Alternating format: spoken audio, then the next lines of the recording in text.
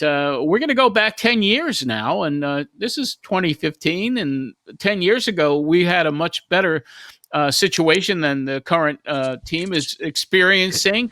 But it was an amazing year. The entire season we have reviewed here on the show throughout the season. Each month we go over a different month. And today we're going to talk about the two series that vaulted the Mets into the World Series, the Division and League Championship Series.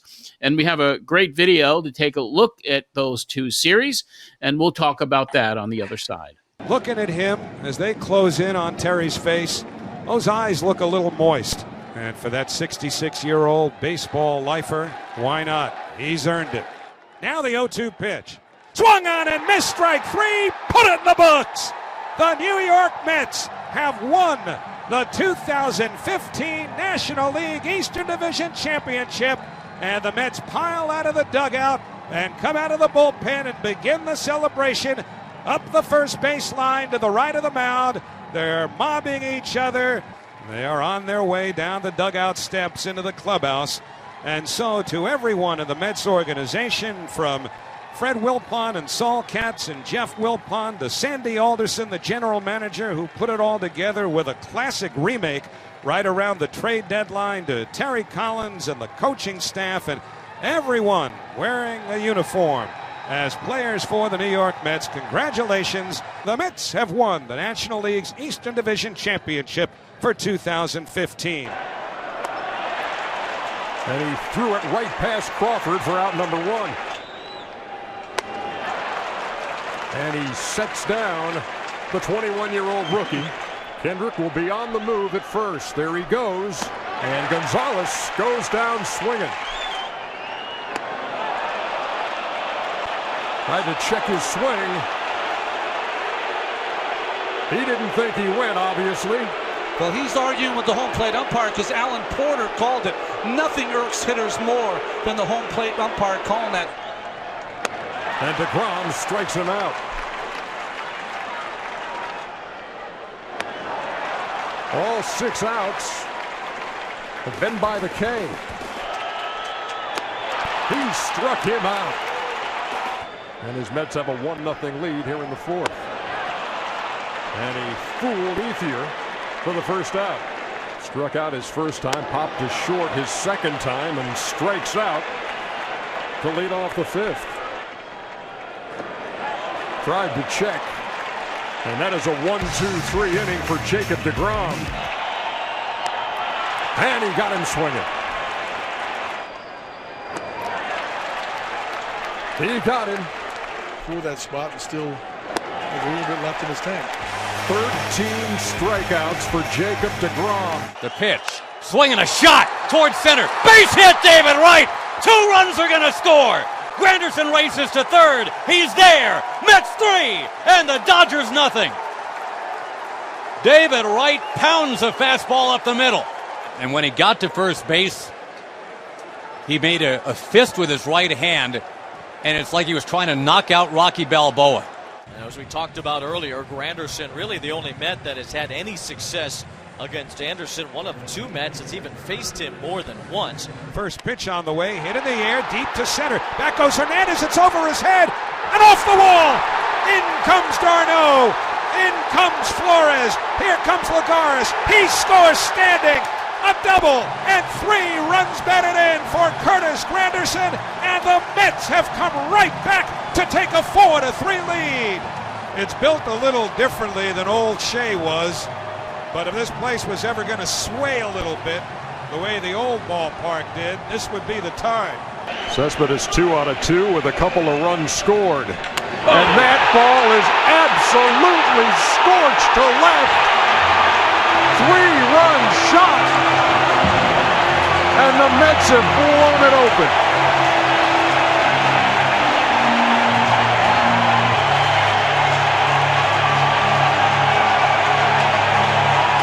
Yoenis Cespedes. Oh my goodness. Down low, and Duda's going to check again with Cedarstrom. Make sure that is ball 4. They're at first and second. You know, here's an interesting stat. And look at Murphy taking third. That's because of the shift. No one got over the third base. Everyone on the right side, no one guarding third base, and Murphy takes advantage of it. How about this? So it's a walk. Now he takes it. He takes a look at who's there. And you see the third baseman is Justin Turner, who's still on the right side. Nobody over there to cover. Heads up by Murphy. Murphy with a double, a single, and then it wasn't exactly his wild run to third. He was very much under control when Duda walked. Payoff pitch, swing and a drive deep to right, down the line, and there it goes. Daniel Murphy, a home run, has given the Mets the lead here in the 6th inning. It is 3-2 New York. Murphy's third hit of the game, and Daniel Murphy is writing some kind of story. Whether this is his swan song as a Met or not, who knows? But he has just given the Mets the lead for the second time in this game. Mets glory on Dodger Stadium turf. And Familia, one strike away. You could hear the nervous murmur from the crowd and hear the heartbeats of Mets fans 3,000 miles away. The 0-2 pitch, swung on and missed, strike three, put it in the books. The New York Mets are going to the National League Championship Series. Familia jumped on by Travis d'Arnaud. The Mets pour out of the dugout, pour out of the bullpen. They're mobbing each other at the pitcher's mound. The New York Mets have defeated the Dodgers in 5 games of the division series. They win game 5, 3-2. You've heard it all along. We have a tough game. Something doesn't go right, and we bounce back. We've done it all year long, and tremendous heart. I mean, there's nothing else to say. These guys we got some young guys and some veteran guys. They've meshed together, and it's been a blast. Greinke was pitching his heart out tonight. He threw the ball really well. You connected on the home run. What'd you see there? Man, we went back and forth that whole at bat. He threw the ball so well. He's got such a great changeup. He locates so well, and I get 3-2 right there, and I finally get a heater kind of in the zone I've been looking in all night. It was the middle in, and I'm able to keep it fair. Jacob deGrom, every bit the bulldog that Oral Hershiser was all those years ago, and Daniel Murphy has the game of his life with probably the most famous stolen base in Mets history, the catalytic agent, and later Murphy hit what proved to be the game-winning home run. The Mets and the Cubs in the National League Championship Series. Yeah, I knew today was a big game, and I knew Greinke going over there would probably be a close game. And I knew from the first inning I didn't have my best stuff, but I was just trying to keep us in that game. And Murphy had some great base running, and then the homer to put us ahead.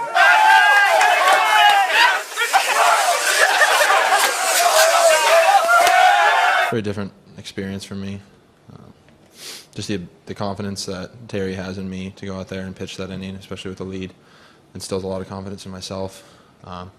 Once I got out there, Travis met me at the mound, and first thing he said to me was just one pitch at a time. And that's all I was focused on, is being able to execute one pitch at a time. Let's go Mets! Let's go Mets! Let's go Mets! Let's go Mets! It's cold. This is awesome. This is what we played for. It was a tough series. We battled it out, and this is just awesome. David, 9 years. This journey has taken 9 years to get back here to this point, to the NLCS.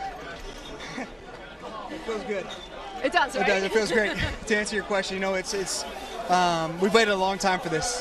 This city, this fan base, this organization, and to be able to come out here with the Dodgers having home field advantage. We knew that we were going to have to face Kershaw and Greinke 4 out of those 5 games to win 2 of those. Spectacular performance. I can't be more proud of this team. And it's 3-1 to d'Arnaud. Travis d'Arnaud hits it right off the casing of the home run apple. Way beyond the 408 mark in straightaway center for d'Arnaud, his second home run of the postseason, and the Mets have a 3-1 lead. Wow. That ball was crushed. The 1-2 pitch, breaking ball lifted in the air, deep to right, down the line, got a chance, might go. He did it! Home run! Unbelievable! Daniel Murphy does it again! He tucked it inside the foul pole down the right field line. Citi Field looks like it's going to come apart at the seams. Holy smokes! What's gotten into him? And Murphy takes a curtain call. That's what the fans wanted. Well, we just talked about it. The ball that Murphy hooked foul was a cutter down and in. This one is a breaking ball, a slow curveball, and it's down and in. Murphy drops the head of the bat. He's able to keep this one fair by maybe a foot or two, and it ends up in the seats. A nightmare first inning for Jake Arrieta. 2-1 delivery. Swinging a high fly ball right center field. That ball going to the track. Are you kidding? Daniel Murphy, one more time, buries it into the bleachers in right center field. Stop, drop, and roll. Daniel Murphy, incredible. The Mets take the lead 2-1. And whatever the aliens did to Daniel Murphy when they invaded his body a couple weeks ago, Met fans say thank you. He had never before, Howie, homered in 3 games in a row. Only once had he done it 2 games in a row. This is now 5 games in a row. Move on the 3-2 pitch to Duda. In the air to center field. Well hit. Fowler back. Home run, Lucas Duda. And it's a 3-0 New York lead in the first. 3 for 24 in the postseason without a home run. And what a spot he picked. The 1-1. In the air. Deep right center field. That ball is gone! Daniel Murphy has homered in 6 straight postseason games. Nobody's ever done it before.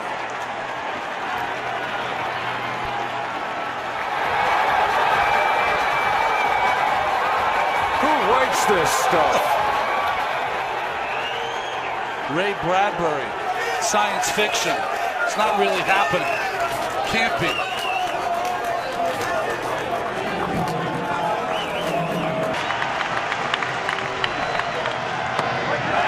And strike 3 called.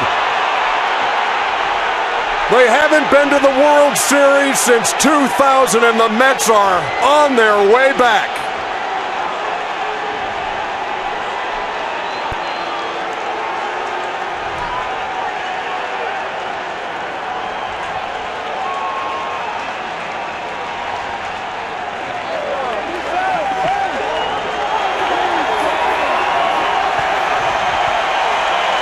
At McFadden's, far from last call. Of his team.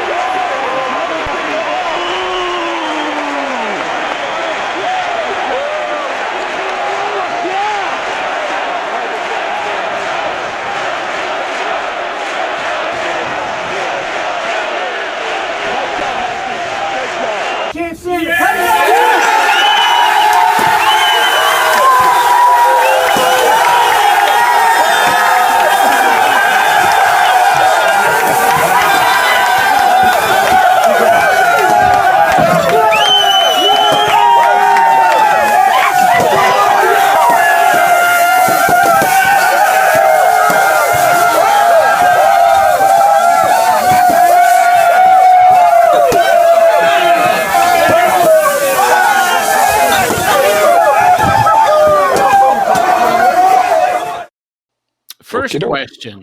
First question. Does it seem like 10 years ago for both of you? TC first, then Howie.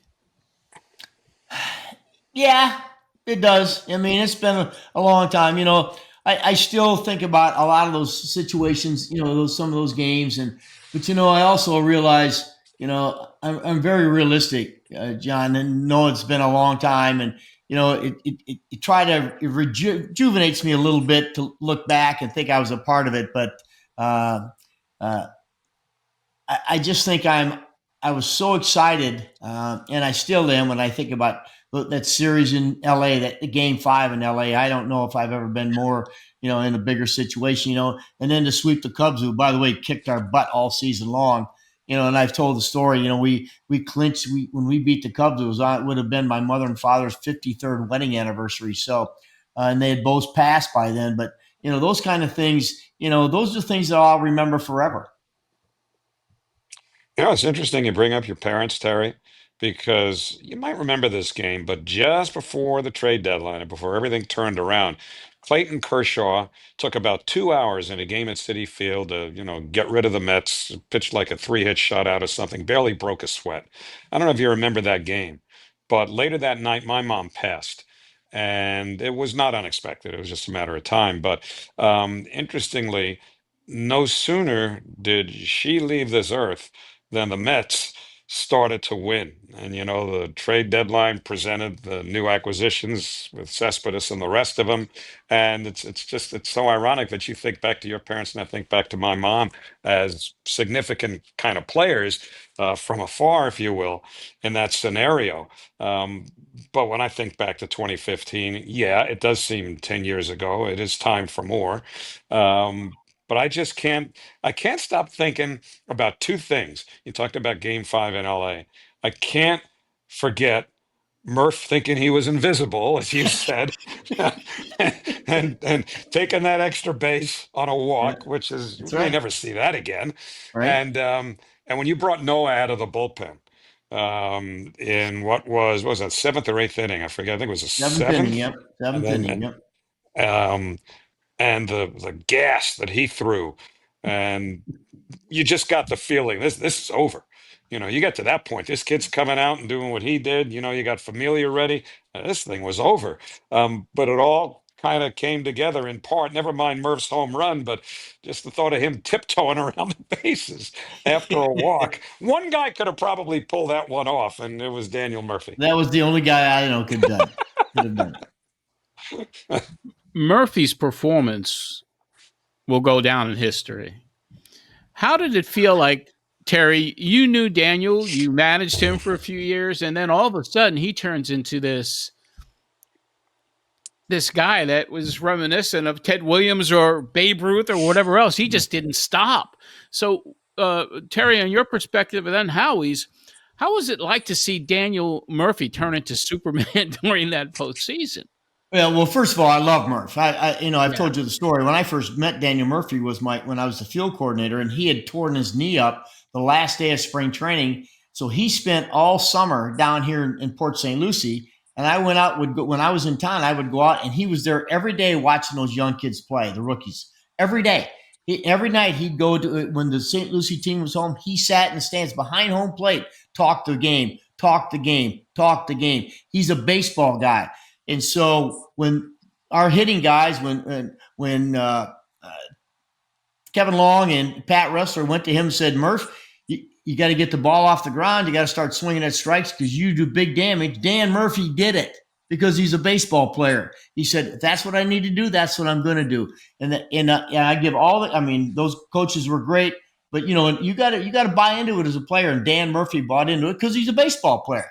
And that's, and he had to finish it. And believe me, we went in Chicago and he kept hitting home runs, and everybody on the bench just kept shaking their head like, who is this guy? All knew he could hit, but for this kind of power. But you know what? It's because Dan said, I'm going to make the change, and I'm going to make it now. I'm not going to, he didn't argue about it. He said, I'm making, this is what's going to make me a better player. I'm going to make the change. And that's who he is.